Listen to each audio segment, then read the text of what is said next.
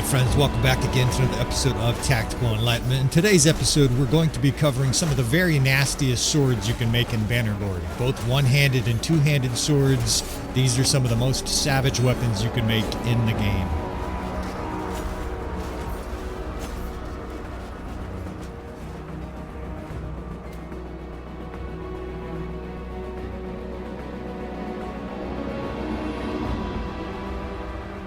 Alright, as the title suggests, we're going to be exploring swords in this episode, both one-handed and two-handed, but I will have a small segment covering what I consider essentially specialized weapons. Specialized weapons are weapons you might use in a town.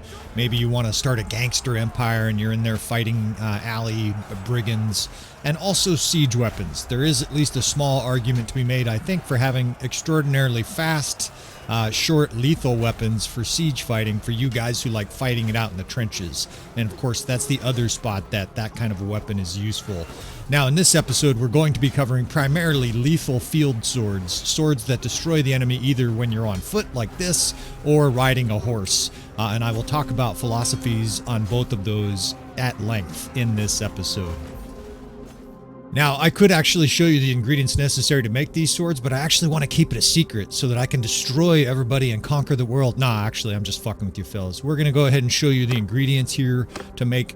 First, we'll start with a genuinely original name here, Excalibur. This is a two-handed falx of extraordinary ability.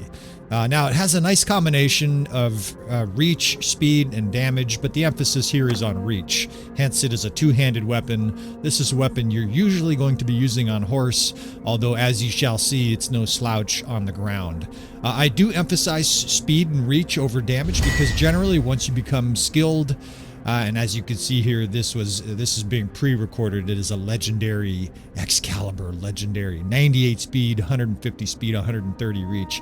The reason I emphasize speed is because generally in large battles, you're not going to be out there parrying, and you're not going to be out there trying to cause 700 damage to units. If that's your desire, certainly you can go make swords in Bannerlord that does the maximum damage. What I prefer is reach and length, and those are pretty self-explanatory once you play enough Bannerlord. The first, of course, is reach. You have to be able to reach these horsemen. If you have a sword something like 100 or 110 length, you literally swing and miss over and over again, and you're going to be highly frustrated. Now, speed is essential here. You could see the Excalibur is a little bit challenging in very tight quarters because one-handed weapons sometimes will overpower it.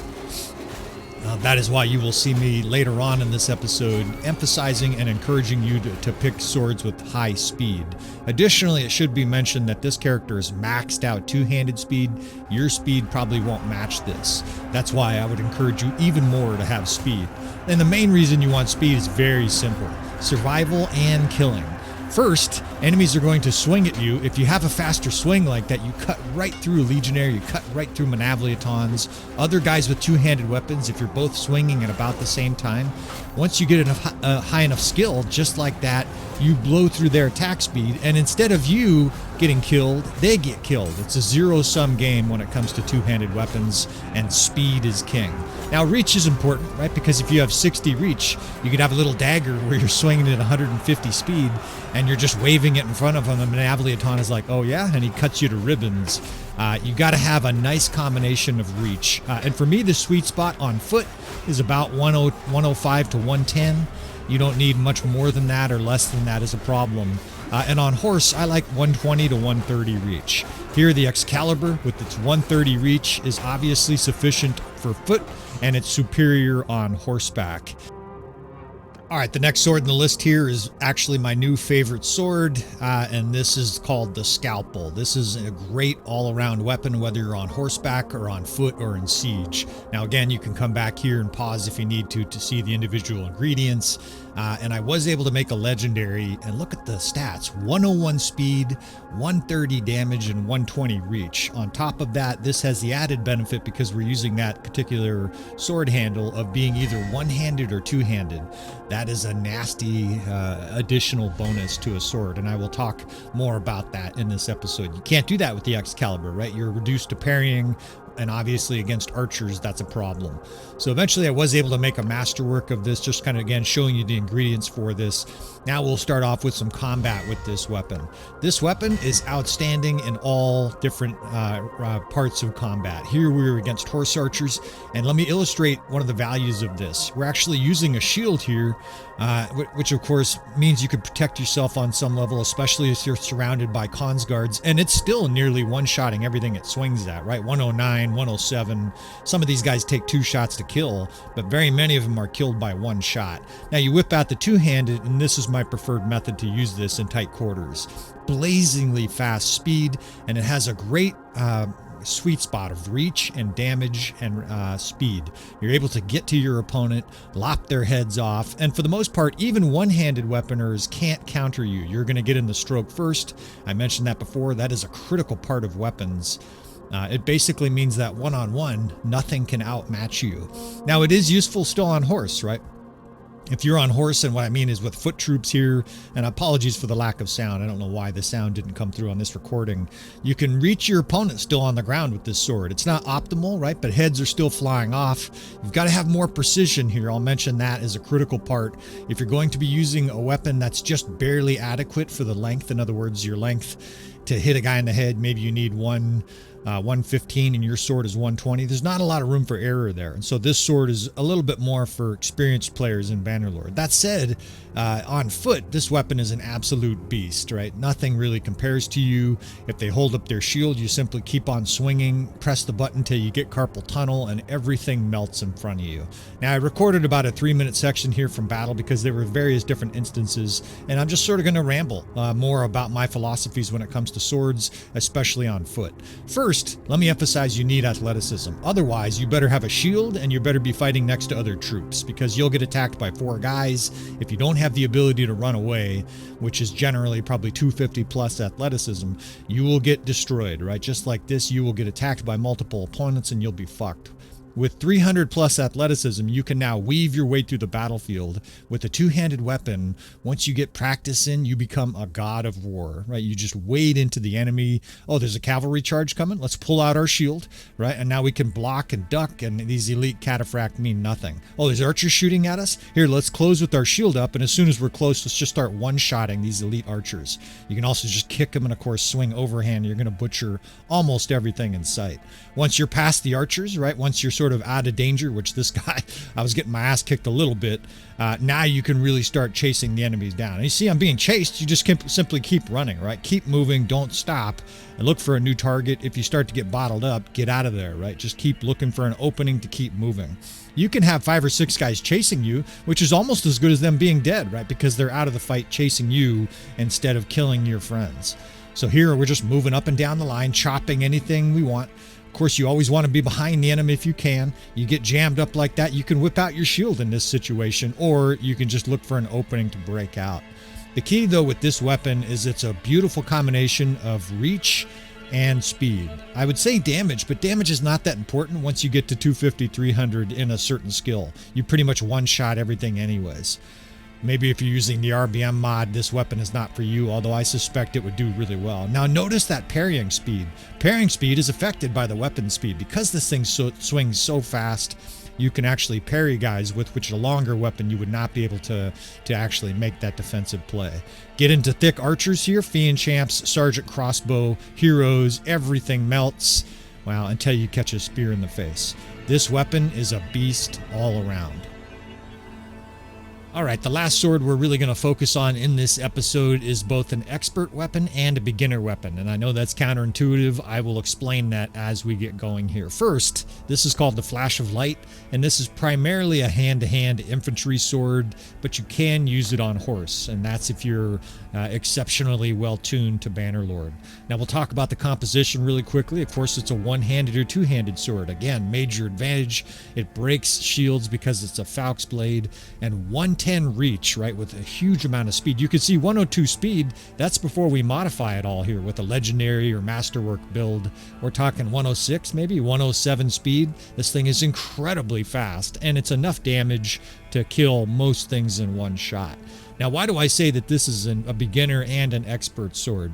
First, we'll demonstrate horseback fighting with this. You can use this on horse as a two-handed weapon, but I don't recommend it. And that is because that reach there, 110, is sort of barely sufficient to hit your enemy.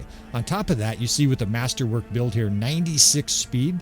This thing swings so quickly that it's actually hard to make contact. It's a little bit like trying to swing a very thin stick at a ball.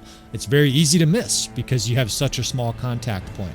So I'll show you a little bit of flash of light on horseback here, and this is expert, right? You have to have extraordinary timing and experience in the game. Otherwise, you will swing and miss a lot, either because your weapon is too fast or you don't have the timing on the ground, especially if your horse is moving quickly. Very, very difficult to line up the enemy's heads.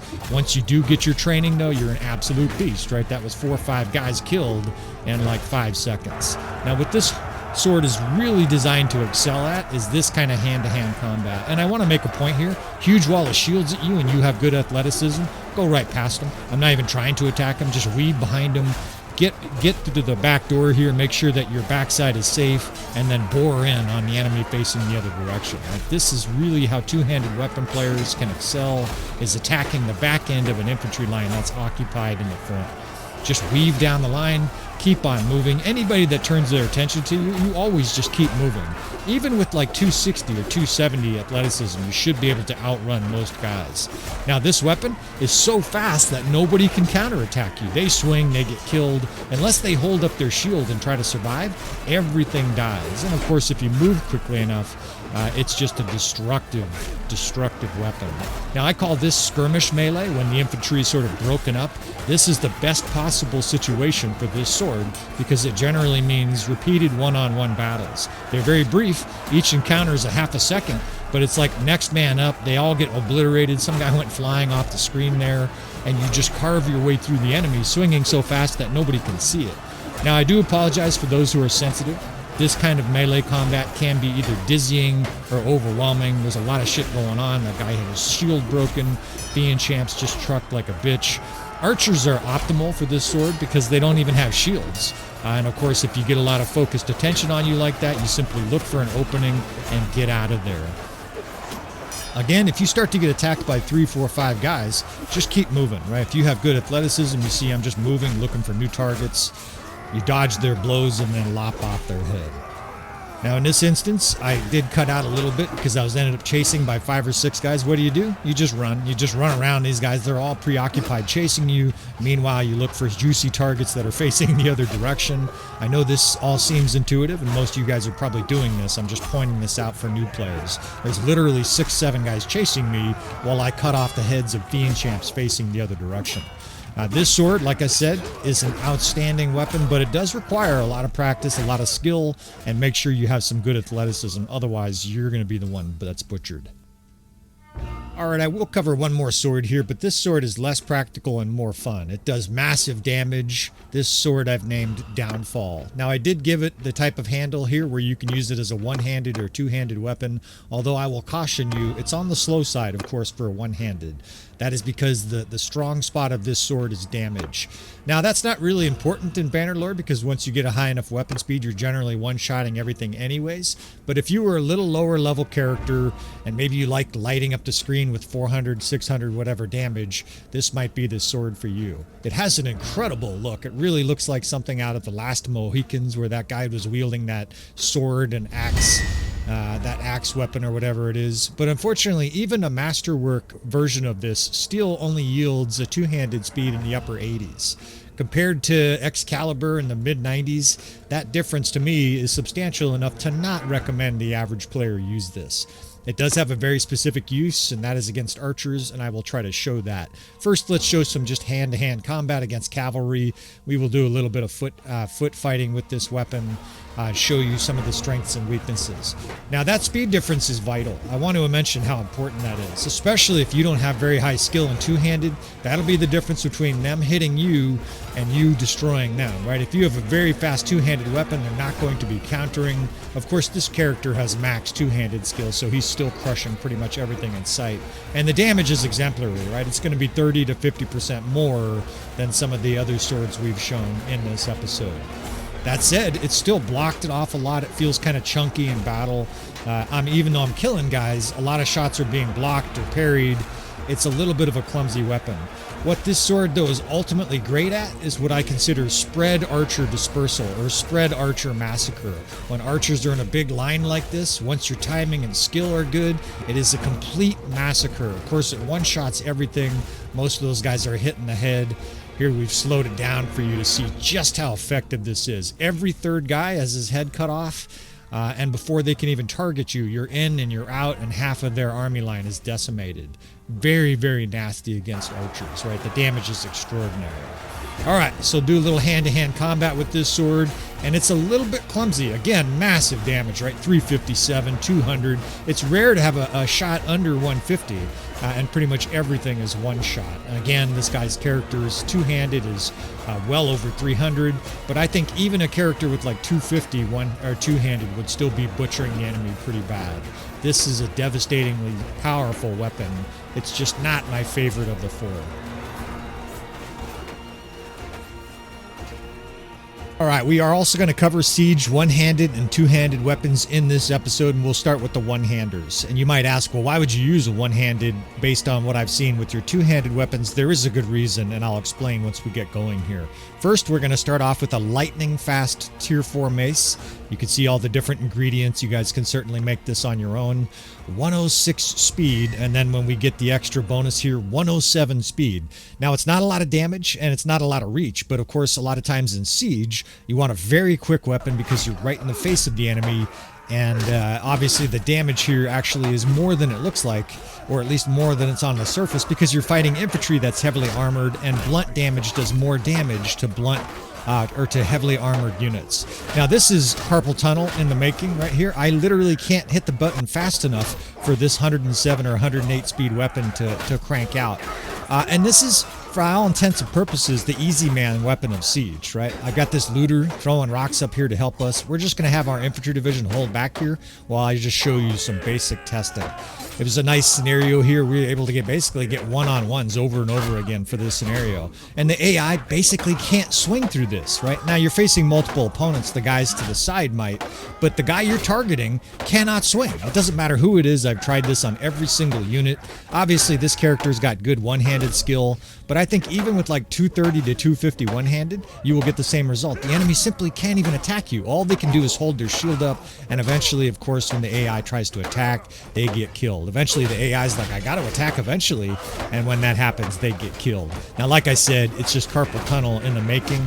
This is not for me, but if you want to fight sieges out and you want to be in the trenches, a weapon like this would work. Now, why would you have a shield? Because sometimes sieges break down and you're not protected by all your men. Nice to have a shield in this instance and pull yourself back, be able to protect yourself. All right, this next one is called Siege Linebreaker, and this is just an incredibly fast, one-handed only falx. And you might say, well, why would you use a one-handed? Because of the addition of a shield. Especially early in a Bannerlord campaign, you're not going to have 300 athleticism. You're going to have like 120, and if you can't defend yourself with the shield, the first time the enemy attacks you, unless you're a parrying guru, you're going to get killed, right? Especially if it's 2 or 3 enemies, you're a dead man. So there's the ingredients here for this Siege Linebreaker, and this has the additional benefit, being a falx, of breaking shields, which is really nice in a siege, of course, because that means you're going to be smashing through the shield of defenders as they try to attack you. Now again, with this recipe list, especially if you get like a Masterwork or heaven forbid a legendary, what you get is an extraordinarily fast weapon, and the range doesn't really matter that much, right? In fact, this actually has a lot more range than the mace. I think if I was going with one of these two, I would go with this sword just because it would be useful outside of siege as well. Just blazing fast speed. The Masterwork, and keep in mind that's one-handed, and obviously one-handed is typically slower than two-handed, which seems counterintuitive. 97 swing speed, right? And it's going to do a lot of damage and almost 100 reach. So we'll just throw the name in on here, and then I'll show you again a little bit of combat with this. This would be my choice if I was like a level 20 character venturing out of the smithy and into combat. This is what I would go out there and use. Get a nice shield, a couple javelins or a bow and an arrow, and this would be my primary weapon, both for infantry fighting and for siege like this. It could be used from a horse, but that range is really going to be a problem unless you're highly experienced at Bannerlord. Now, same as the previous example, I was able to essentially get in a scenario where 1 or 2 enemies was attacking me, and it was extraordinary. I didn't even have to move. All I did is turn my character. I decided, you know, I'm just going to stand still and press my my button over and over again and watch the enemy fail to get through, right? Every time they try to attack, Elite Cataphract, Imperial Cataphract, Higher Elite Pike, whoever it was, they literally just came over to me, and it's like a death factory. You can get some Tomb and Avliaton, everybody dies. Elite Cataphract, go ahead and swing, dude. Oh, you got killed. You got killed. It's just incredibly destructive. Now, again, you know, until you reach about maybe 280 weapon speed, you're not going to experience quite those same results. All right, so let's give you some alternatives for siege defense. I prefer a two-handed weapon, and we'll start with ultra-long axes, hammers, and we'll even mix in an ultra-long polearm just to show you sort of the exploitive nature of this. Now, these weapons are best used in conjunction with the siege defense that we teach on the channel. If you're not familiar with that, you're going to want to watch a video or two. The essential idea is having a square where the enemy is distracted by it and pounding them with other troops. Now, the key with both of these, and the ingredients, I'm not really showing you the ingredients super close here, is you want lots of reach, right? Maximum reach. That is because the enemy attacking a square typically won't aggro to anybody near it unless they're right up on them, right? So if the enemy's attacking your square, you can simply kill them at ease with these two-handed weapons. This is the ultra-long polearm I was talking about, 333 length, right? So this thing is literally 7 meters long. It's gonna look like a hilarious giant flagpole that we're swinging here, and appropriately with a nice crafted version of it here, the long arm of the law, right? We're gonna be swinging this a little bit in combat, but I will revert to this, right? The Rumbullion hammer, I previewed this in the first, or I covered this in the first weapon episode. This thing is just incredible, and in Siege, it excels, right? Look at the speed of this fucking thing. I think it's 107, 108. You can use those one-handed hammers, right? And the reason I mentioned it before, the reason I would use those one-handed hammers in Siege is because you have a shield. With Rumbullion, you need to have athleticism, right? Otherwise, the enemy will run you down and kill you. But if you can move away and you can dance like a dervish, like this guy just running around, of course, they can't get through with their attack speed. This thing is an absolute beast for siege defense. It does a lot of damage. It knocks down enemies. It hits 2 enemies at once, and you're basically holding the fastest weapon on the battlefield. Now, you can use ultra-long hammers and axes in this manner. The enemy's attacking the square, and I can literally stand here and nobody attacks me. You can actually work out the distancing so that almost nobody attacks you. The enemy's completely distracted by your square, and you can just pound them. Again, Rumbullion, the demonstration, this poor Banner Knight haplessly trying to attack him can't get through the swing speed of Rumbullion. It's almost a cheat code. All right, let's use this long two-handed axe, and this is even longer than the hammer. It does even more damage, right? And so many players prefer this for Siege. You don't have to have enormous skill. What you do need to be able to do is bail when you get attacked by a fast-swinging opponent. A Legionnaire is attacking you, you want to bail to your support your archers. All right, let's swing the mother of all polearms here. I think this is the longest polearm you can make. I tried many different combinations. This is hilarious. It's basically a cheat code again, right? The enemy, entranced, enthralled by our square, doesn't even notice or know where this giant polearm is just clubbing them at a distance. Of course, it does mega damage because of the swing speed of it, and it's just clobbering guys, right? Virtually a cheat code. I'm standing 15 feet away from the square in no harm's reach of their enemy weapons and just clobbering everything in sight. Of course, you can parry with it and stuff like that. It's not impeded by the speed. And you might consider this exploitive, but to me, I consider that a good way to level up your two-handed, or excuse me, your polearm skill. Here's my wife wielding it. She has like 160 polearm, and it's comically slow. I've just included this just to show you what it'll look like if you're using this to level up your polearm. It's like, you motherfuckers, I'm gonna swing at you. Here it comes, it's coming, I promise. And then bam, you take out their legs. More fun than practical, but it could conceivably be usable, especially if you're not real comfortable being right up on the enemy. All right, let's cover civilian weapons. These are useful mostly for quests or clearing out gang alleys and stuff like that, and the key for me usually is speed. Now, you can't actually use a lot of weapons for civilian weapons, right? You can use some two-handers. Daggers, though, are a really good choice. So what we've done here is just max out the speed. That's about as fast a speed as you can have with a dagger. upper 120s, you really can't be touched. Now, I didn't want to show you 330 one-handed skill. We're going to go ahead and show you this character is from earlier in the campaign. I think he has like 190 or 180 one-handed speed, and yet it's still fast enough with this blazingly fast dagger to simply shred through everything in sight. Now, always good to combo kicks. It's basically a lethal combo. Swing, kick, swing, and that'll pretty much kill every single opponent in the game. You are more vulnerable with this dagger, and partly because you're not hitting more than one enemy at once. Even though this guy's got good athleticism, it was hard for me to navigate. I'm not very good at parrying. Some of you guys are probably 100 times better than me. But for just, stupid speed, a dagger is quite effective. Now, I mentioned before, right? Rum Bullion, this really is kind of the ultimate weapon for a variety of different scenarios. What I've done here is I've decked out myself and my naked companion here with Rum Bullion. He has a slightly slower version, and it's simply devastating in civilian confrontations like this. The speed, the ability to hit more than one enemy at once, the damage, right? You're one-shotting every single thing you hit. Every once in a while, one guy will survive a hit, but the damage is extraordinary. The speed is incredible, right? It's almost as fast as the dagger. You're knocking guys to the ground. So we'll show you a few examples here of me and my naked opponent, or naked ally here, just kicking our way through gangs with this two-handed weapon. In this example, I was actually curious how he would do, so I drug him kind of further into the encounter and was watching my companion swing the 109 hammer, and he did pretty well. You can see he just clobbers a guy and is parrying and shit like that. Their own swing speed is lethal as well, and that guy's got something like 250 two-handed. Of course, you could parry well with it, but with a weapon like this, you're focused on offense. Incidentally, like in alley fights, as far as I know, there are no shields allowed, right? It's basically a strange game mechanic, but I guess you're arrested on these streets for having a shield. Anyways, Rum Bullion is highly proficient at handling thugs in alley fights like this. It's basically the fastest weapon you can have out there, and you're going to clobber everything in an instant. Right? This is a 5-person gang, and almost before they even know what's happening, they're almost all dead.